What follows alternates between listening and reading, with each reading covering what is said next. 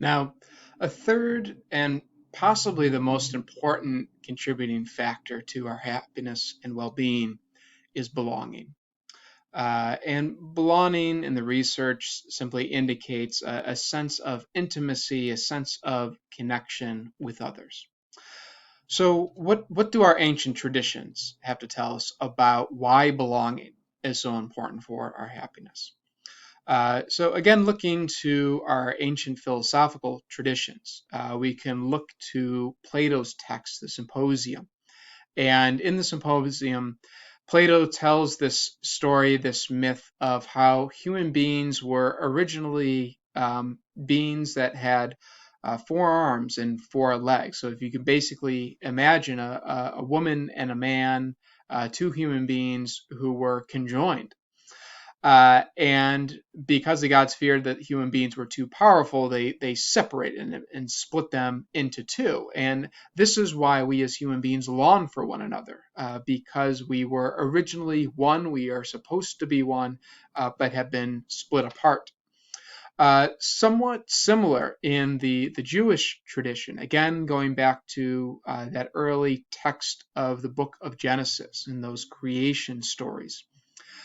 There in one of the creation accounts, uh, there is told how God first created one human being, but then saw that it was not good for this human being to be alone.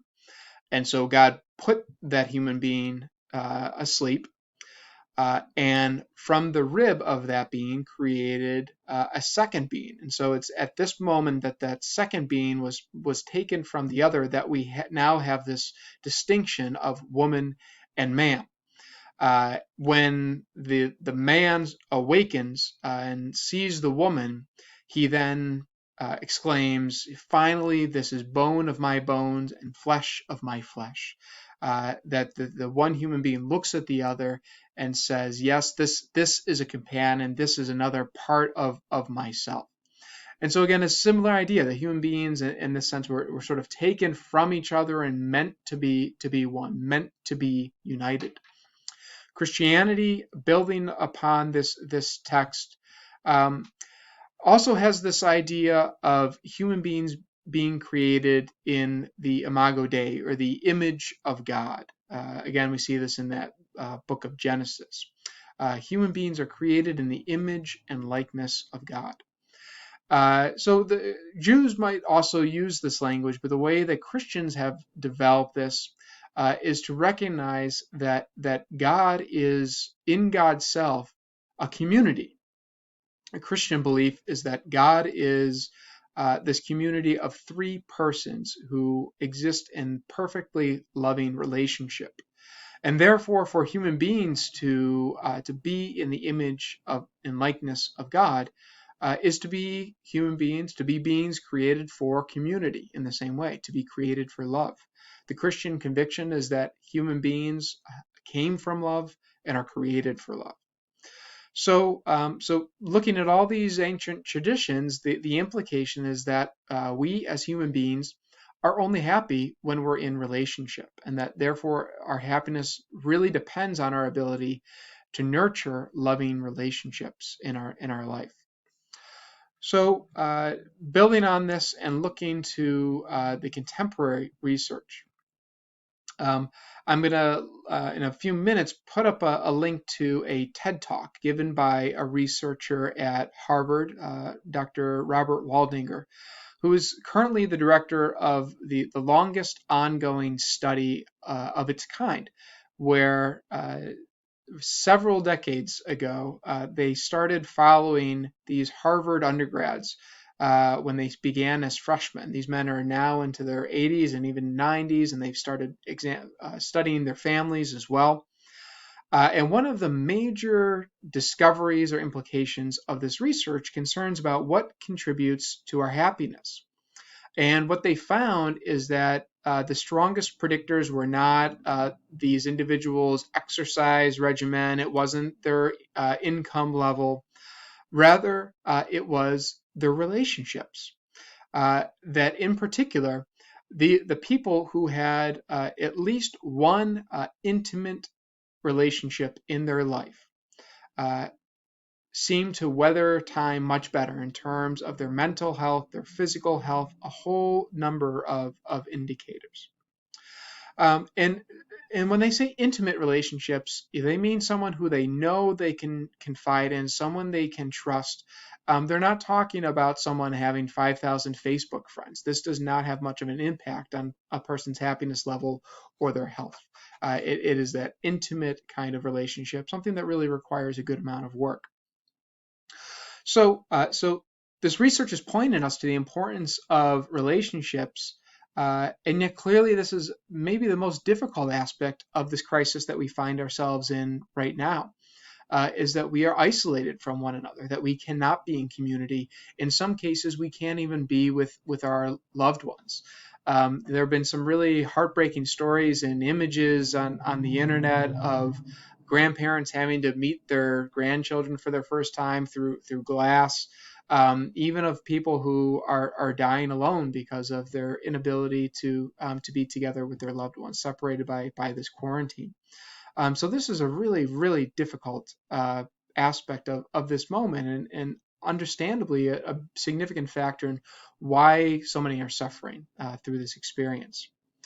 So what advice do we get from the research on happiness about how to promote this sense of belonging?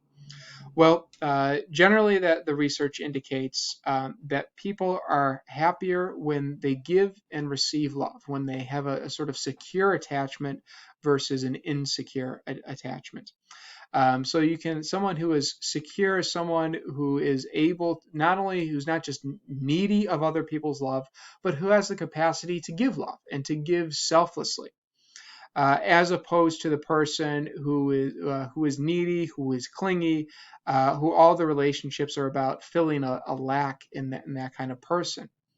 To give a concrete example, you might think, right now, so many people are really concerned about having enough for themselves. Um, but the happiness research points us towards the fact that people who give of their money and time to others um, reap greater benefits in terms of the boost to their happiness than as if, for example, if someone were to donate money to charity, to donate to other people, they get a comparable boost in their happiness to as if their own income were doubled. And so there's something about giving to others that makes us feel better. And so something that we might consider right now in this moment, that we're so anxious about having enough. This is why so many things are out in the grocery stores. But actually, if we were to be using some of our resources to give to others, we might actually be happier rather than just stockpiling for ourselves. So why is this the case that we are happier when we practice secure love, when we give selflessly to others rather than practicing a kind of needy love? Well, when we are focused on others, we're sort of lifted up and beyond ourselves and beyond our own concerns and our own worries. When we're worrying about, do we have enough food? Am I going to have an income next month? This just breeds anxiety in us. Obviously, it's important to meet our own needs, but at a certain point, just ruminating and going over and over these same worries is very counterproductive, very harmful to our mental well-being. So it's actually better for our mental well-being to give to others, to think about others rather than ourselves. Plus, there's the benefit that when we give to others, people tend to reciprocate. We have these stories about when somebody pays for the next person's coffee in the Starbucks drive-through, and then this continues for hours on end, where everyone keeps paying it forward to the next person. Generosity tends to beget more generosity. And just in general, when we're with other people, when we practice this kind of self-giving love, it provides all sorts of health benefits. To put some flesh on this, and again, think of another example, we might think of a person like Nelson Mandela, who, like Cardinal Wynne, was imprisoned for a long period of time, 27 years. And it would be very easy to become just bitter and jaded and misanthropic in this kind of situation. But this isn't what happened with Mandela. He made a point of trying to treat his captors with kindness and looking for the humanity in the people around him. And so that when he was finally released and was able to assume a leadership role in post-apartheid South Africa, he was able to be that kind of agent for unity in this previously just terribly divided country. So, what about for us? What are some ways that you can develop a stronger sense of belonging right now, even in the midst of this crisis? Well, one would be practicing what is called the loving kindness meditation. The Dalai Lama, who's an advocate of this form of meditation, has said that if you want others to be happy, practice compassion. If you want to be happy, practice compassion. Being compassionate makes us happy, makes others happy. This loving kindness meditation involves thinking about all the good things that you would want for yourself. So, happiness, health, wealth, comfort, family, all these sort of things. And then extending the same wishes to somebody else. Maybe starting with a friend and wishing that person happiness and wealth and friends and family. Once this practice has become a little bit more developed, hopefully even wishing that for people who you might have a hard time with, people who you would even consider enemies. When we do this, again, it sort of takes that stress and that anxiety, that tension in our life surrounding those people that we have a hard time with, and dissolves it and helps us by helping us to wish well for that other person. Another thing we can do is to make the effort to connect with friends, family, even the whole human community. So people have been very creative with this. Perhaps you have been as well, and this is a really important thing to do. To connect with loved ones, you can use FaceTime or Skype or Zoom. Be creative, and you can set up coffee dates using Zoom. Set up family game nights online. People have been doing birthday parades, driving by people's homes with balloons and signs to cheer people up, even if they can't be in the same house together to celebrate. But we've also seen wonderful displays of how people are connecting as a whole human family.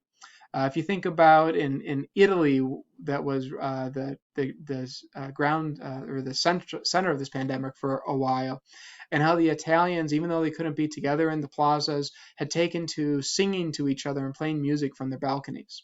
You think about how people in New York and other cities had taken to everyone at 7 p.m. every evening, applauding for healthcare workers who are putting themselves on the line for us. So wonderful examples of it, looking for these opportunities to join together as a whole human family and promote that sense of wider belonging. One last resource, I mentioned this TED Talk from this researcher at Harvard, and I'd certainly encourage you to watch his TED Talk and hear his perspective on why belonging is so important for our happiness.